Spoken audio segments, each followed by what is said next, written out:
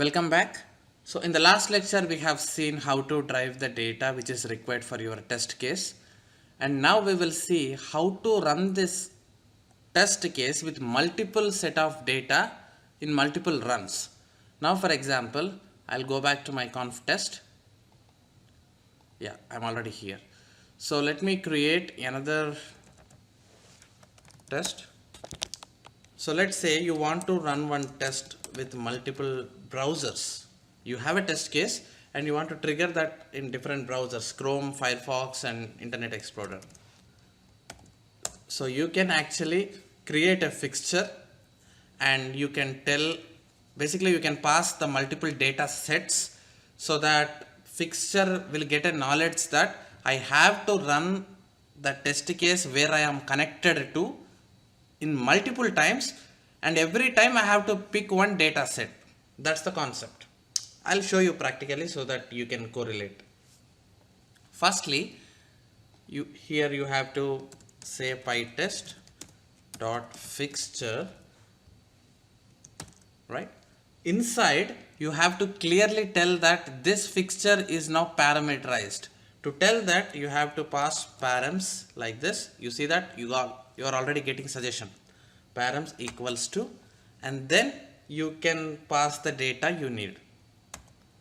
So let's say I have given Chrome and then Firefox and then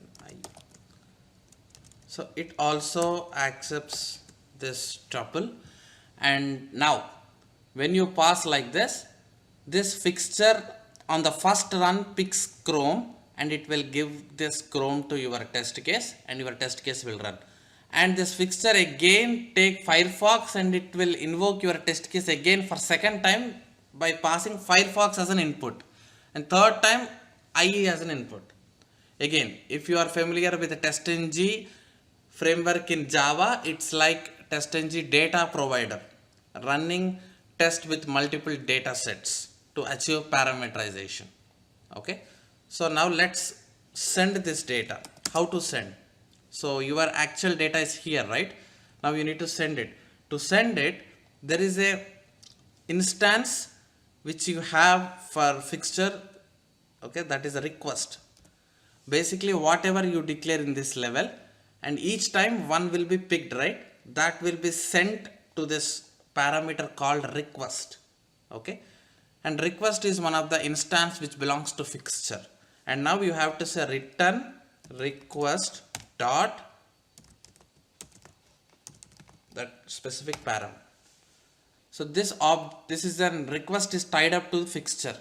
You can say this as an object. Okay, object dot param. When you say like this, for the first time Chrome will be picked and it is sent.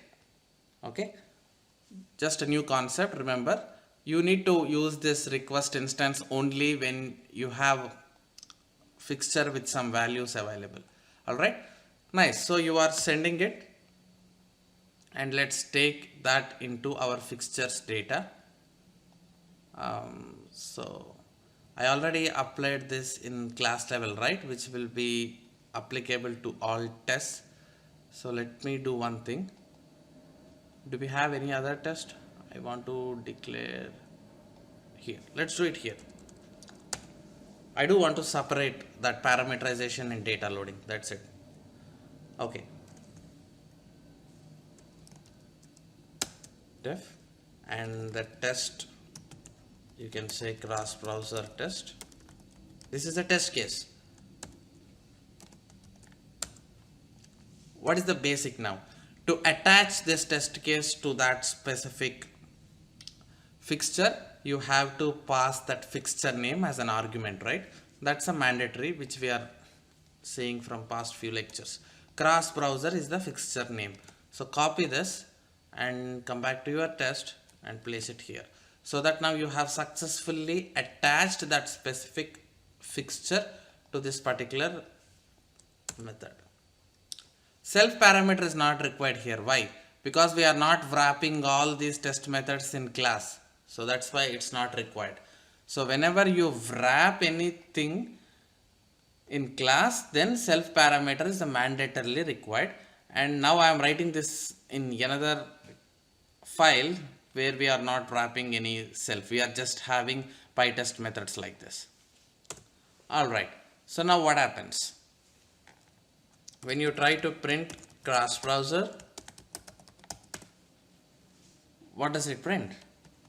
And when you run this, now for the first time this test now will run 3 times, because we are parameterizing it with 3 different data. For the first run, this will send Chrome into this. So as you are printing just the fixture, and the fixture is written in Chrome, so Chrome will be printed. And next time when you try to print, Firefox will be printed and IE will be printed. So let's see. This is in test_demo1.py. Edit your configurations and okay, apply, okay, done. Run the test. Cool. Let's see what happened. You see that this particular test_cross browser executed 3 times, and first time Chrome, next time Firefox is printed, and next time IE is printed. Okay, so now this is how you can actually run your test with multiple data sets. Now you might have a question here. That's fine.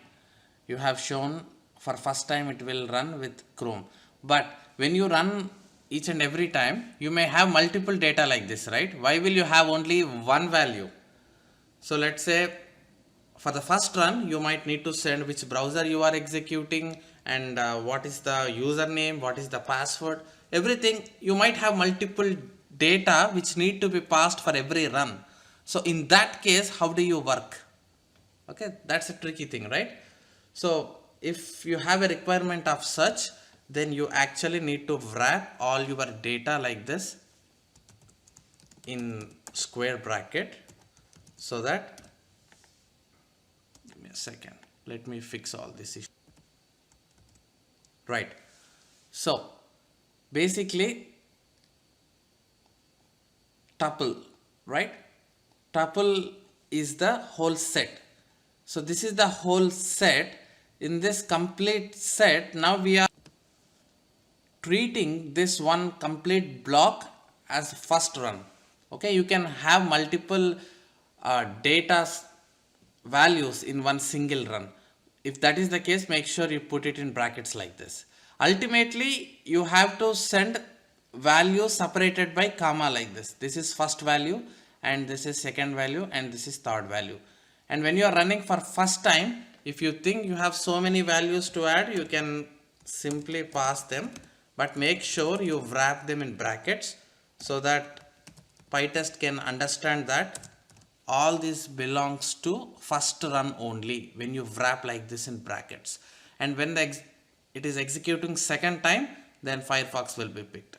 And even for Firefox, if you think that you have multiple data to pass, then again repeat same thing. And IE, let's say that IE in third run you just need only one value.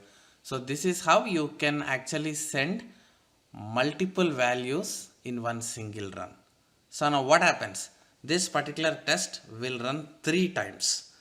So how many times will it run? You can simply see the square bracket tuple and see how many commas you have. This is 1, 2, 3. So this test will now run 3 times. For the first run, it will pick all these 3 values. And second run, these 2, and third run, IE. Perfect. So we were sending in the first run all these values to request instance, and you can return it with request.param so that this complete values will be sent, right? Okay. Now when you say cross browser, in the first run, these 3 values as a tuple will reach here, isn't it? Now out of them, if you want to print only 0th index, so that means in the first run only Chrome will be printed. Okay, and in the second run 0th index is Firefox, so Firefox will be printed, and third run IE. So let's say I would add one more value here also. SS, something like that. Okay, right. Now what I will do, I will ask to print cross browser of 1. What happens now? So every time when it brings the data set, this time we are not printing complete tuple. In that tuple, we are only extracting first index. So in the first run, Rahul will be extracted because it is the first 0th to first index. In the second run also, Rahul will be extracted. In third run, SS will be extracted. Let me write Shetty in second run.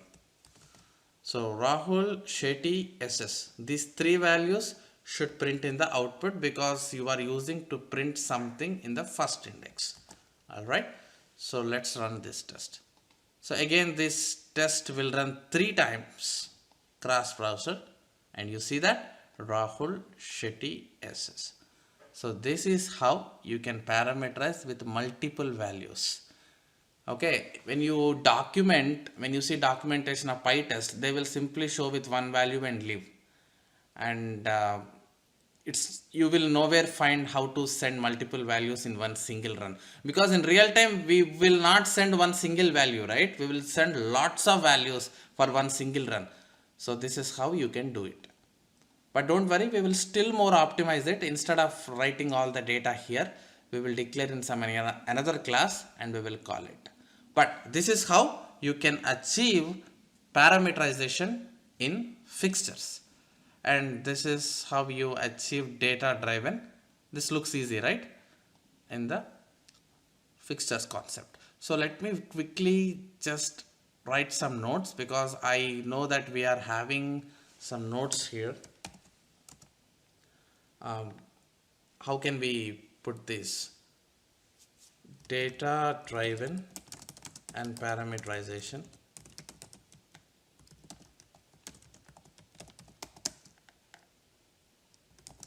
can be done with written statements in tuple format. Okay, just a basic idea. By going through this line you can find it. And earlier we know how to fixture and make it available to all test cases, but we did not write scope 1. When you define fixture scope to class only, it will run once before class is initiated and at the end after all the class methods are executed. Okay, just a high level rough notes. Alright guys, so that's pretty much about fixtures. I hope you have got enough knowledge on this, and we will be doing some practice exercises when we are working with framework. So in the next lecture, let's talk about HTML report generation. I'm going to skip this command line arguments for now because you will be overloaded with so much of information and you will confuse. So I'll quickly wrap up this PyTest concept and then we will bring that in our next section. Okay, thank you.